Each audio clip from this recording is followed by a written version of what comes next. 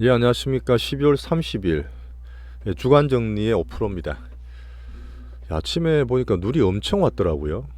예, 눈도 좀 보고 한다고 방송을 조금 늦게 찍습니다. 자, 올해도 이틀밖에 안 남았네요. 오늘은 이제 주간 정리도 하고 올해 간단한 내용들 우리 거쳐왔던 것들 좀 크게 봤을 때 또 내년에 바뀌는 면들이 좀 있어요. 2024년 제 연간 전망을 앞에 한번 찍은 거 있는데 거기서 말씀 못 드렸던 거 위주로 한번 짚어보겠습니다. 자, 한마디로 제목에도 적었지만 내년 2024년은 지수보다는 종목에 좀 더 치중해야 될 것 같습니다. 2023년 올해를 거치면서 저희가 뭐 2차 전지를 작년 말 올해 초에 중기 파트를 엄청나게 씻고 50% 이상 씻고 했는데 뭐 코스닥 에코프로 이쪽은 좋았지만 또 코스피 뭐 LG 엔소 같은 건 올랐다가 빠지고 그래서 아쉬운 면도 사실 있죠. 자, 하지만 내년을 대비하면서 그 작년에 그다음 올해 정말 여러 가지 비관론들이 많았습니다. 정시가 안 좋다, 미국 정시가 경기가 부러진다, 우리나라 뭐 어떻게 망한다. 지금도 부동산 PF나 여러 가지 일들이 있지만 여전히 비관론은 좀 멀리하세요. 제가 2008년이나 2000년도 초반도 예를 들어드리겠지만 글로벌 금융 시스템이 점점 단단하고 공고해지고 있습니다. 2024년의 전망과 전략을 간단히 말씀드릴 거고요. 지수보다 종목을 더 중시한다는 얘기는 정말 더 차별화돼요. 올해 들어서 주식을 해보셨겠지만 뭐 섹터 내에서도 종목도 그렇고 2차 전지라든지 반도체 이쪽이 사실 많이 올랐어요. 올해도 저렇게 동학 개미 이기라자 표현을 하면서 개인들 수급이 점점 파고 커진다 말씀드렸는데 연간 정마령을 보니까 개인들 제일 많이 샀던 종목이 어쨌든 종목 수익률이 제일 좋았습니다. 야, 그 정말 대단한 거라 저는 생각해요. 2020년에 저가 매수해서 삼성전자를 올렸던 개인들의 동학 1기 올해는 진짜 2차 전지 위로 집중해서 물론 7월달 이후 좀 빠지긴 했지만 어쨌든 연간으로 봤을 때는 몇 배나 올라 있는 그 대표주들 포스코든 에코프로든 그런 것들의 개인 파워는 점점 더 커지고 있다 저는 판단합니다. 근래 들어서 제가 이제 기술적 분석, 수급 분석 얘기 드리면서 뭐 같이 공부하는 플랫폼 얘기를 드리고 있는데 그러다 보니까 점점 더 비중이 커지게 될 거라 저는 보고요. 이거 아마 공부해 보시면 아시겠지만 저도 옛날에 뭐 투신, 투종, 일종 딸 때 뭐 효율적 시장 가치 이런 걸 많이 배웠어요. 그 말은 뭐냐면 시장에서 정시든 종목이든 이 정시에서 시장이 제일 빠릅니다. 어쨌든 사니까 올라가고 파니까 빠지는데 뭔가 그런 거 있잖아요. 아무도 모르는 것들 내가 들고 있어. 얘가 지금 약하지만 결국은 얘가 딴 거보다 더 올라갈 거야. 그렇게 생각하면서 많이 희망적인 투자를 많이 하고 계시지 않습니까? 뭐 중장기 하시는 분이 특히 더 그런데 근데 그 부분이 점점 더 줄어들 거예요. 그 말이 뭐냐면 지금 갖고 있는 내 종목이 같은 섹터 내에서 비해서 좀 약하다. 아니면 시장에 비해서 좀 약하다 이 섹터가. 그래 의심을 해보시라는 얘기입니다. 20년 전보다 10년 전보다 특히나 개인들이 많이 사고 변동성이 커지면서 시장의 머니들이 체이싱 그 다음에 무빙이 정말 빨라졌어요. 시장을 가장 기준으로 보고 그게 수급 분석이나 기술적 분석은 점점 더 중요해질 거란 말을 또 거듭 말씀드리겠습니다. 자, 어디 가도 유튜브 보시면 이코노미스트나 애널리스트 하는 아주 매크로적인 뎁스한 그런 것들을 제가 말씀드리진 않아요. 그런 실력도 안 되고 하여튼 가장 기본적으로 매크로를 훑으면서 시장을 기본으로 하고 거기에서 빅머니 체이싱, 수급 분석과 정말 시장의 핵심 되는 것들이 있죠. 제가 한국 증시의 특장점 말씀드렸던 이 대장주들, 주도주들 위주로 포트를 꾸리고 그런 종목에 구체적으로 제가 공유를 드리고 말씀을 드릴 겁니다. 그렇게 해서 우리나라 증시에서 가장 수익률을 극대화할 수 있는 포트를 꾸리는 걸 목표로 할 거예요. 향후 구체적으로 기술적 분석이나 수급 분석에 대한 클래스도 말씀을 드릴 텐데 그 안에서 개인들이 있잖아요. 난 좀 빠른 게 좋아. 그런 단기 매매 정도로. 단기도 저희가 되게 빠른 거 안 하잖아요. 며칠이나 수주 볼 수 있는 수익 위주로 월급 받는 그 일을 하시는 분들도 따라올 수 있는 종목들이고 내년에 제가 반도체 말씀드렸던 수개월이나 내년을 대비할 수 있는 그런 중기 포트도 같이 할 수 있습니다. 그런 바벨 전략을 기본으로 말씀드리고 있어요. 자기의 투자 성향에 맞게 비중을 단기와 중기로 나누신 것도 방법이 될 수 있을 것 같습니다. 자, 뭐 미국 먼저 볼게요. 항상 기준이 미국을 봐야 되죠. 자, 연봉입니다. 자, 2022년에 이렇게 힘들게 완전히 박살냈다가 이미 1년이 지났네요. 올해 들어서는 어쨌든 이렇게 긴 양봉을 내면서 역사적 고가까지는 아니지만 그 나스닥이 거의 고가 부분까지 땡겼습니다. 주봉을 한번 볼게요. 이 구획들 2021년, 2년, 3년인데 자, 마지막에 보면 이 주봉으로 오면 9주 연속 올랐습니다. 9주 연속 올랐어요. 그 11월 달부터 특히 더 올라갔죠. 11월 달에 12월 달에 산타 랠리. 어제도 사실 살짝 밀리긴 했지만 연말 마지막이라서 그 정도는 괜찮습니다. 뭐 정리하는 물량 좀 있었겠죠. 1월 달도 일단 이런 분위기를 이어갈 수 있을 거라 봅니다. 자, 그래서 방금 차트 보셨다시피 2023년도 미국 증시가 상당히 잘 마감했어요. 자, 근데 지금 나스닥의 빅테크, 뭐 매그니피센트 세븐을 말씀드리고 가장 많이 올랐지만 2022년에 빠졌던 그때 제가 나스닥이 불안하다, 십몇 년 만에 불안하다 말씀드렸던 작년 2022년 이때 그만큼 빠졌기 때문에 그렇게 올라올 수 있었던 거예요.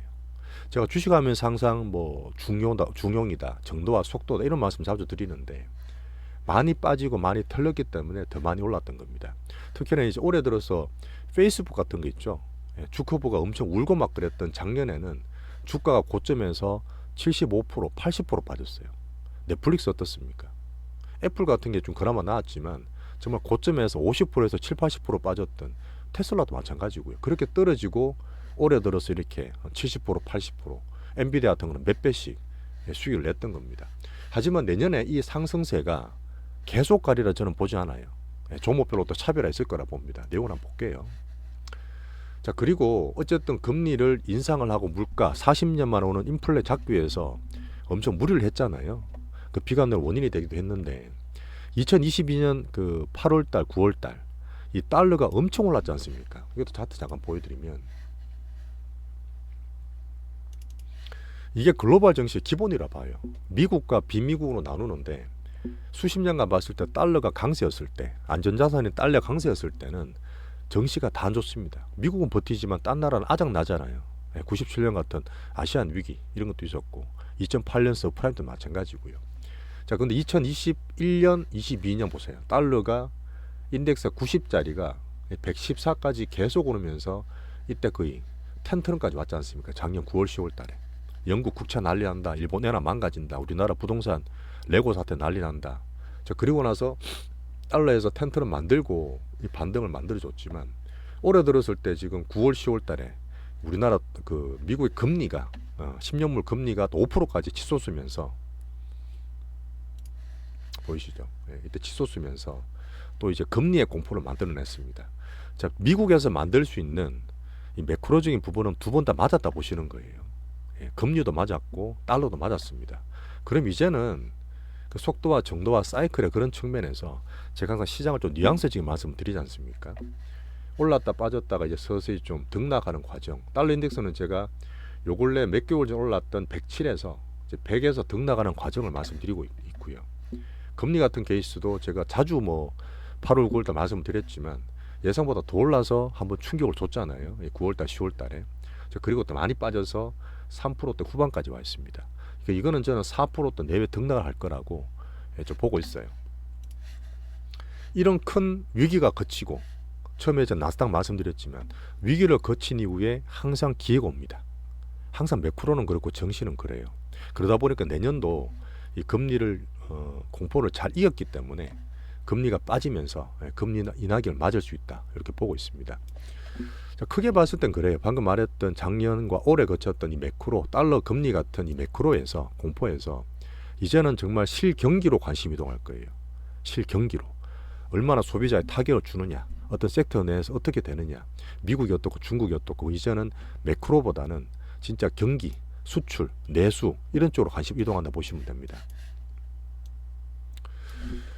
자, 2024년에는 방금 말씀드린 금리가 인하될 겁니다. 언제 인하될 거라는 말이 되게 많은데 너무 빨리 기다리지 말라고 말씀드렸어요. 그리고 미국은 여전히 내수나 경기는 탄탄합니다. 어쨌든 간에 탄탄하기 때문에 GDP 성장률 꾸준히 잘 나오고 있고 뭐 GDP 나우를 통해서 계속 실시간 체크하고 있잖아요. 그러니까 경기가 연착륙입니다. 경착륙은 아니라 봐요. 지난주 리세션이 마이너스가 나와야 된다 그랬는데 그 되기 위해서는 GDP가 여전히 내년에도 2% 내외의 플러스 성장을 다 보고 있습니다. 정치적으로는 내년이 정말 선거가 많잖아요. 특히 제일 큰 미국이 11월에 대선이 있습니다. 자, 그리고 달러 약세를 저는 꾸준히 보고 있어요. 하지만 100달러에서 팍 빠지는 게 아니라 이미 많이 빠져 있기 때문에 100에서 당분간은 등락하면서 정시에서 좋은 흐름을 좀 보여줄 거라 봐요. 자, 그리고 제가 지수보단 종목을 말씀드렸고 올 하반기도 계속 빅테크를 제가 순서를 세웠습니다. 어디가 더 좋고 뭐 엔비디아 좋다, 그 뒤에 AMD가 좋다, MS 좋다, 테슬라 좀 약하다 이런 얘기 많이 드렸는데 종목 내에서도 차별화는 더 심해질 거라 봅니다. 나스닥 빅테크도 매그니피센트 세븐도 다 좋은 게 아니에요. 거기에서 섹터로 나눠져 있기 때문에 반도체다, AI다, 2차 전지다, 전기차다 그런 것 따라서 지금 바이오도 좀 올라오고 있거든요. 그런 차별적 상승을 봐야 됩니다. 내년에는 순서 매기기. 자, 2024년 금리 인하기는 그냥 금리를 파기하지 않겠죠. 지금 보면은 이제 그 QT가 이제 점점 줄어들 겁니다. 돈을 이제 타이트했던 걸 줄어들 QT를 좀 봐야 되고 사실 이게 정책 금리가 5.5에서 25bp 0.25% 실제로 내리긴 할 거거든요. 빨리 말하는 데는 내년 3월 달이다. 뭐 내년 6월 달이다. 하반기다 말은 많은데 저는 하반기로 보고 있지만 정치적으로 파월이 지금 살짝 겹쳐져 있다 그랬잖아요. 물론 70년대 정말 큰 실수를 했던 연준 의장이었던 아서번스가 안 되기 위해서 파월은 알고 있겠지만 지금 바이든의 지지율이 너무 낮잖아요. 트럼프도 봐야 되고 그러다 보니까 정치적으로 생각보다 조금 더 금리 인하를 빨리 할 수 있다. 그때 얘기했던 보험적 금리 인하. 그렇게 되면 미국 경기가 문제가 아니라 정치적인 조금 이징을 빨리 주는 그렇게 되면 뭐 정시에는 영향이 좀 덜 줄 수 있겠죠. 하지만 그런 흐름 보면서 큰 흐름상 물가는 잡히는 과정에서 언제 금리를 할 거냐 이런 걸 이제 정치와 포함해서 좀 보겠다 말씀드렸습니다. 아까 말했던 이제 3% 후반까지 갔던 금리가 더 빠지면 좋은 거 아니냐? 금리 계속 빠지게 되면 정시로 돈이 들어오겠지. 꼭 또 그런 건 아니에요. 이게 이제 매크로적으로 봤을 때 미국이 금리 그 물가가 잡히겠지만 여전히 지금 3%대에서 2%까지 확 가지는 않잖아요. PC도 물론 많이 빠지고 있지만 이 정책 금리 특히 10년이라든지 물가를 고려한 성장률을 따져봤을 때 적정 수준이라고 있습니다. 그런 거 봤을 때는 지금 10년물 금리 기준으로 미국 경기를 보는 10년물 기준으로 4% 내외 등락이 현재는 맞아요. 물가가 바로 팍 꺾이는 게 아니라 보거든요. 왜? 물가가 바로 팍 꺾이는 거는 정말 미국 경기 안 좋은 거거든. 중국이 디플레인데 물가가 많았습니다. 근데 경기가 안 좋잖아요. 그러니까 물가가 너무 빨리 꺾이는 것도 사실 안 좋은 거예요. 속도와 정도에 대한 문제인데 그래서 금리 4%, 10년물 금리 4% 내외를 말씀드렸습니다. 다시 한번 말씀드리지만 지수는 계속 간다. 물론 나스닥이 조금 더 갈 수도 있고 지금 다우는 신고가 났어요. 역사적으로. S&P 500이나 나스닥은 올해는 신고가, 역사의 신고가는 내년으로 밀어놨습니다. 신고가 나게 되면 더 좋을 거고 그런 흐름상 기술적 볼 부분도 있겠지만 너무 큰 기대는 올해보다 하지 말자. 올해 사실 많이 올랐어요. 올해는 지금 S&P가 지수가 25% 올랐습니다. 자, 그리고 나스닥이 한 47%? 한 50% 가까이 올랐어요. 볼까요? 보통 사람들이 올라가면 또 더 올라가겠지 막 계속 붙는단 말이에요. 근데 또 사실 또 그런 게 아닙니다. 어차피 내년에는 미국이든 중국이든 글로벌 수요가 둔화가 돼요. 그렇지 않습니까? 미국 연착륙인데 내수가 줄어든다는 얘기는 미국 국민들이 덜 산다는 얘기잖아요. 그런 폭을 적게 보지만 글로벌 수요의 둔화기인 것을 명심하셔야 됩니다. 어쨌든 많이 빠져서 많이 올라와 있지만 이 고점을 들고 홀홀 날아간다. 또 그것도 아니라 보시는 겁니다. 그러다 보니까 지수보다는 올해는 특히나 살아남고 성장이 더 좋은 종목별로 더 집중하는 시기.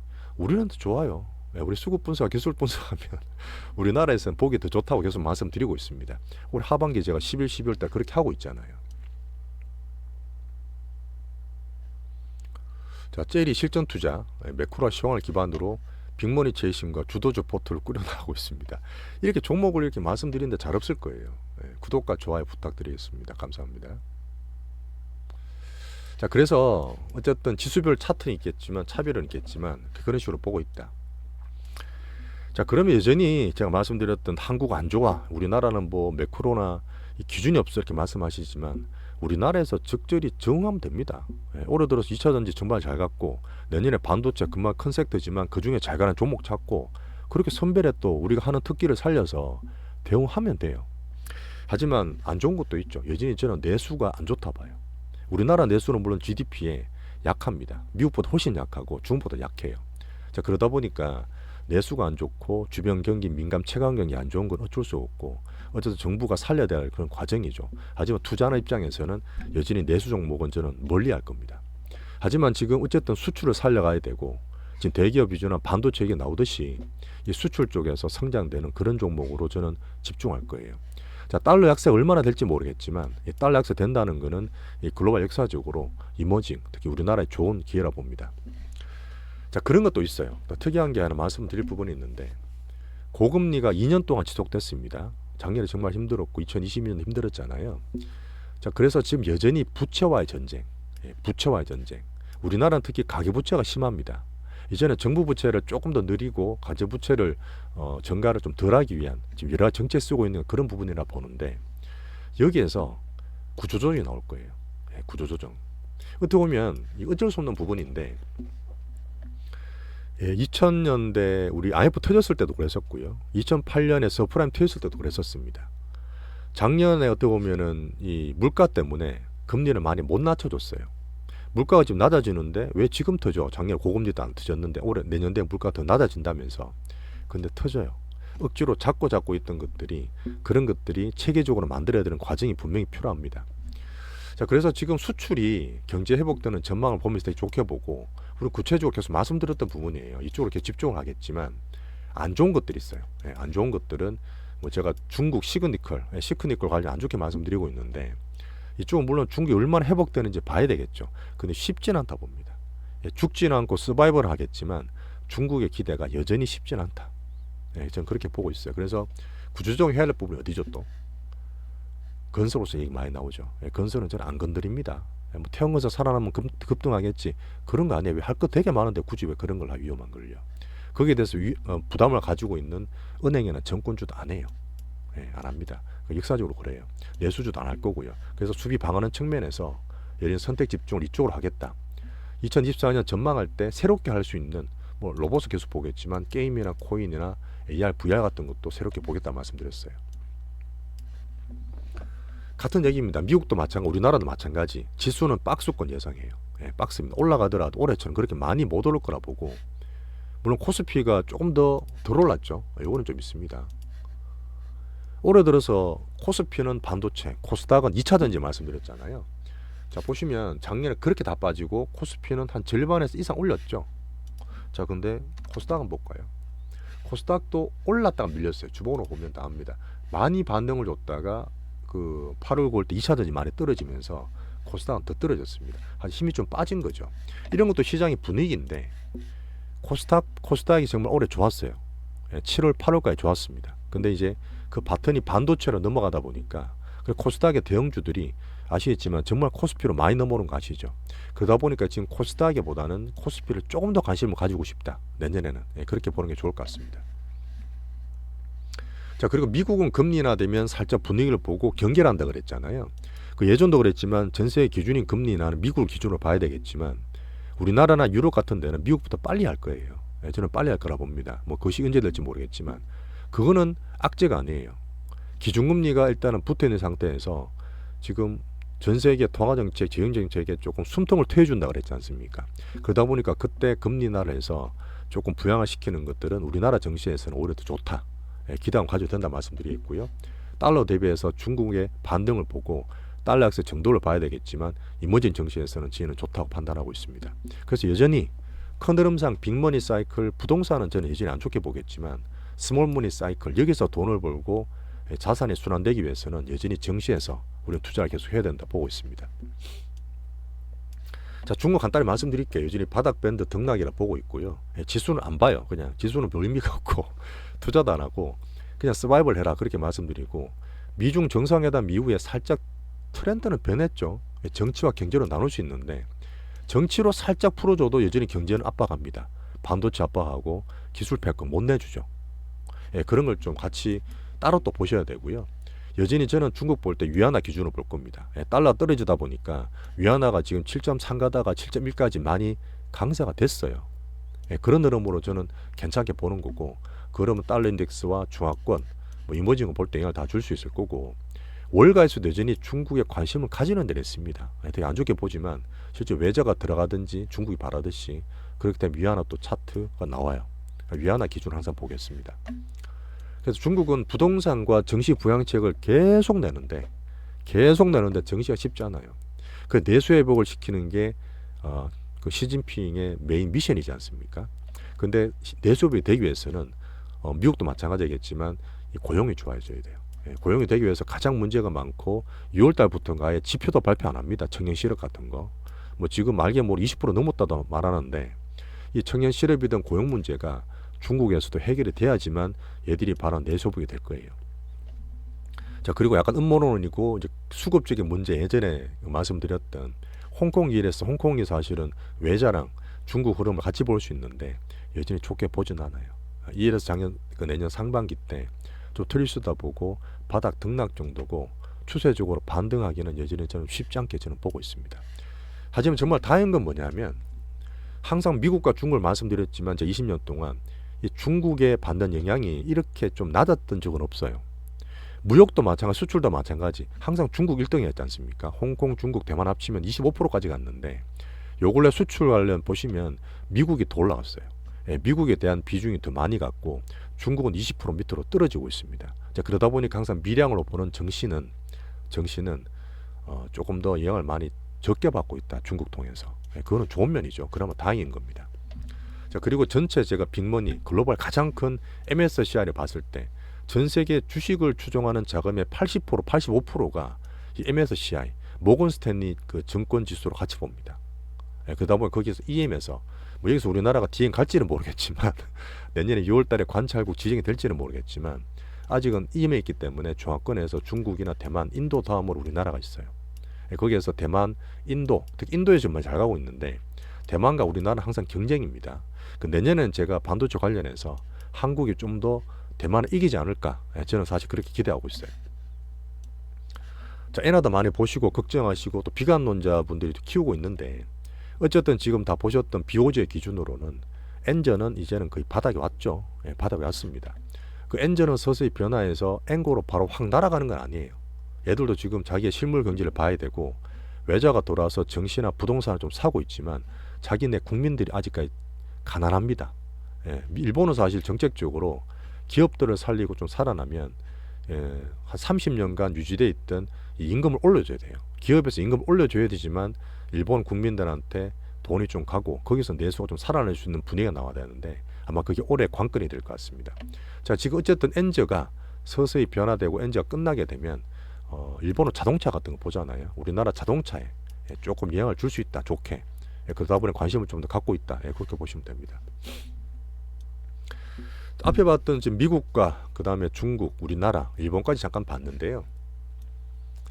큰 흐름을 한번 다시 정리해드리면 내년에 위기 요인은 뭐 있냐. 글로벌적으로 수요가 긴축이 돼요. 특히 우리나라는 수출로 먹고 살지 않습니까? 전 세계 수출해서 걔들이 많이 사줘야 되는데 특히 어쨌든 연착륙 어쨌든 간에 미국이 수요가 줄잖아요. 내수가 약하기 때문에 덜 사주게 되면 앞으로 성장하고 좋아지고 새로운 사람이 나오겠지만 이 캐퍼가 그래도 예전만큼 확 크지 않는다는 것은 감안을 해야 됩니다. 그러다 보니까 지수나 위쪽에 대해서 제가 상단을 좀 막아놓는 거예요. 그리고 중국이 반등을 준다 보시는 분도 있지만 저는 보수적으로 박스 정도 본다. 만약 중국이 정말 살아난다? 그래 되면 진짜 확 판이 바뀔 수 있는데 그건 좀 아닐 것 같죠. 자, 그리고 지금 아까 잠깐 말씀드렸던 고금리가 살짝 빠지고 금리의 숨통이 트이지만 분명히 글로벌적으로는 구조조정이 될 거라 저는 봅니다. 우리나라 부동산 PF가 체계적으로 구조조정 들어간 것처럼 그 다음에 좀비 기업이라고 있죠. 이 고금리에서 70% 75% 특히 나스닥도 마찬가지 우리나라도 마찬가지 그 이자를 못 내고 있고 수익을 내서 비용 갚기가 급급한 나쁘게 말해서 좀비 기업들이 정말 많습니다. 이제는 좀 터지기 시작할 거예요. 왜 그러냐? 작년도 안 터지고 재작년도 안 터지니 왜 지금 터지느냐? 내년에 터지느냐? 역사적으로 그렇습니다. 왜 그러냐면 금융 시스템이 점점 공고화해지고 발전한다 말씀드렸잖아요. 1997년에 동남아시아 위기 터졌어요. 그때 달러가 없어서 외환 보유고 때문에 많이 터졌는데 그때 뭐 러시아 하나 디폴트 나면 전 세계에 그냥 다 무너졌습니다. 그때 약할 때였죠. 우리나라 외환 보유 되게 적었었고. 자, 그렇게 해서 어떻게 올리고 정시 왔다 갔다 하고 살려놨는데 결국 그때 안 터졌던 내수 아까웠던 민간 부채 부분이 2003년에 터졌어요. 그때 LG 카드 나라가 국민카드 막 합병되고 했던 카드 대란이 그 위기 거친 이후에 터졌습니다. 자, 그리고 MF 같은 사태가 또 2006년 7년 막 터지고 그랬었어요. 자, 2008년에 미국에 원용이 되었던 서프라임, 정말 100년 만에 올까 말까한 부동산 부실 연달아 다 터지고 난 이후에 3년 뒤에 2011년 그때 유럽 피거스 위기, 그리스, 포르투갈, 아일랜드 같은 유럽 위기가 터졌습니다. 바로 안 터져요. 그때는 이미 금리가 높지도 않았고 금리를 많이 낮춰준 상태였거든요. 그리고 우리나라에서는 저축은행 사태가 이때 터졌습니다. 어떻게 보면 당장 터질 때는 어떻게든 막고 있다가 서서히 정상화되는 과정에서 이런 것들이 부작용들이 나타나는 겁니다. 근데 지금 이제 말씀드렸다시피 금융이 많이 탄탄해졌고 작은 나라가 잘못된다 해서 뭐 바로 금융 글로벌적 영향 주는 건 아니잖아요. 하지만 그 사이클이 단축된 거예요.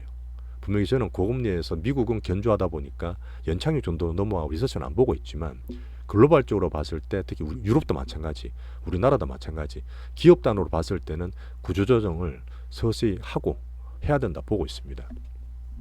자, 그러면 또 경기가 박살나는 거 아니냐? 그거 아니라 그랬어요. 그냥 우리가 아까 말씀드렸던 우리가 투자해야 될 곳, 투자해야 될 나라, 투자 안 할 나라, 그 다음에 투자할 섹터, 안 할 섹터만 나누시면 됩니다. 지금 어떻게 보면 태형건설이 나빠진다 해서 제가 건설업 쪽을 안 건드리잖아요. 은행이나 그 정권주를 안 건드리잖아요. 다른 업종에 큰 영향이 있습니까? 안 그렇죠. 예. 철저하게 차별하시면 돼요. 투자를요. 너무 겁내지 마시고 처음 말씀드렸던 2022년에 고달러 때문에 한번 위기를 크게 거쳤습니다. 영국 국채 위기, 엔화, 우리나라 레고 사태. 올해 들어서 2023년 2월 달에 실리콘 밸리뱅크 때문에 또 망한다 했죠. 잘 넘어갔습니다. 4월 달에 CFD 라더겐 사태 우리나라, 9월 달에 금리 때문에 10년물 금리 5%가 슈팅, 그때 7%가 간다 그랬어요. 다 잘 넘겼고 넘길 때마다 정시나 금융은 더 탄탄해지고 있다 보시면 됩니다. 하지만 절대 차별화돼서 할 거 안 할 거 나누시면 돼요. 자, 그래서 이제 2024년 내년에는 이 고금리가 서서히 좋아지겠지만 물가가 바로 확 빠지는 게 아니기 때문에 경제나 어떤 기업적, 국가적 차원에서는 체계적으로 이런 과거의 어떤 경험을 딛고 이걸 알고 있기 때문에 체계적으로 구조조정을 꾸준히 할 거라 저는 봐요. 더욱 차별하고 선택 집중할 투자를 하시면 됩니다. 여기다 한 가지 더 우리 체크할 거는 브릭스가 점점 더 커지고 있죠. 자원 많이 갖고 인구 많이 갖고 있는 나라들. 근데 오펙 플러스 지금 약간 사우디에 거본에서 흔들리고 있지만 어쨌든 이 유가, 이 에너지 카르텔은 중국과 미국의 어떤 공산주의, 사회주의와 자본주의의 체제 경쟁도 있지만 에너지 카르텔을 갖고 있는 에너지국과 이 선진국과 갖고 있는 산업국 간의 이런 경쟁은 또 계속될 거예요. 이거는 신냉전입니다. 안 바뀌어요. 자, 그러다 보니까 제가 3고라에서 고달러, 고금리, 고유가 그게 바뀌었다 그랬죠. 내년에 좋아진다 그랬는데 고유가는 디폴트가 아니에요. 유가는 여전히 70달러 정도에서 받치고 있는 상태라서 유가는 내년도 저는 경계에서 볼 거다 이렇게 말씀드리겠습니다. 자, 이런 위기들이 많은데 자, 기회를 잠깐 볼게요. 좀 짧게 적어놨는데 그래도 미국은 물가는 잡혀요. 그렇잖아요. 그러니까 지금 강하게 11월 달 할 때 얼마나 그 파월이 자신 있게 얘기했습니까? 12월 달도 마찬가지고. 하지만 경계를 해야 되죠. 파월은 데이터 디펜던스입니다. 그냥 현실에 맞춰서 가는 거예요. 뭐 정치가 어쨌든 하지만 그러다 보니까 너무 낙관적인 것도 말고 파월이나 연준은 또 바뀔 수 있기 때문에 금방 물가가 빠지고 금리를 확 내려준다 그렇게 보지도 않습니다. 경계를 한번 보셔야 되고 정치에서 산타렐이 나오는 그런 과정은 현실로 받아들이고 좋게 보는 거고 경기 연착륙은 미국의 자산 효과 말씀드렸어요. 우리나라 베이비 부모랑 좀 다릅니다. 우리나라 물 베이비 부모도 상대적으로 좋긴 하지만 부동산 장기 투자했던 아직 여전히 괜찮고 장기 투자는 정시도 워낙 괜찮기 때문에 미국의 소비가 확 꺾일 거라고 보진 않아요. 자, 그리고 강세장 우리가 볼던 장이 좋다는 가장 기본은 뭐냐? 주도 섹터와 주도주가 있는 겁니다. 자, 누가 뭐래도 미국에는 AI 앞으로 성장된 포인트를 확 찍고 있잖아요. 거기에 포함될 반도체 확장, 그다음 빅테크 주도주들이 확실히 있고요. 나래변 세우겠지만 자, 그리고 바이오테크를 잠깐 보여드릴까? 잠깐 보여드릴게요. 우리나라는 사실 기본적으로 미국을 따라갑니다. 수급적 우리나라 수급 매집주라 말씀을 드리고 있지만 미국의 큰 흐름상 미국의 정시가 좋아야 되고 경기가 좋아야 되지 오른 올라가는 것처럼 우리나라 주식을 볼 때 미국의 섹터도 되게 중요해요. 자, 미국의 ETF가 되게 많다 했죠. 자, 미국의 ETF 중에 바이오 대표 ETF입니다. 이게 좀 짧게 나오네. BBI. 그렇죠. 잘못 쳤네요. 미국의 바이오테크 ETF를 만들 수 있는 IBB입니다. 자, 이걸 보시면 자, 미국이 바이오테크가 올랐다 빠졌다고 지금 엄청 강하게 땡기고 있잖아요. 거래는 상당히 괜찮아요. IBB랑 XBI 같은 것들이 있는데 간단히 말했던 제가 항상 바이오를 말씀드렸던 2015년도 올라갔죠. 2017년도, 그리고 2020년도 이 바이오테크 흐름이 지금 금리가 떨어지고 뭐 고령화 어떤 인구 문제에도 문제겠지만 영향을 주겠지만 이 바이오테크가 머리를 들고 있다 저는 판단해요. 자, 그 말은 뭐냐면 미국에서 AI나 반도체도 봐야 되는 부분이지만 내년에는 바이오테크, 바이오도 봐야 된다. 이미 보고 있잖아요. 우리 그죠? 말씀드리고 있고 그 흐름도 같이 보고 있자.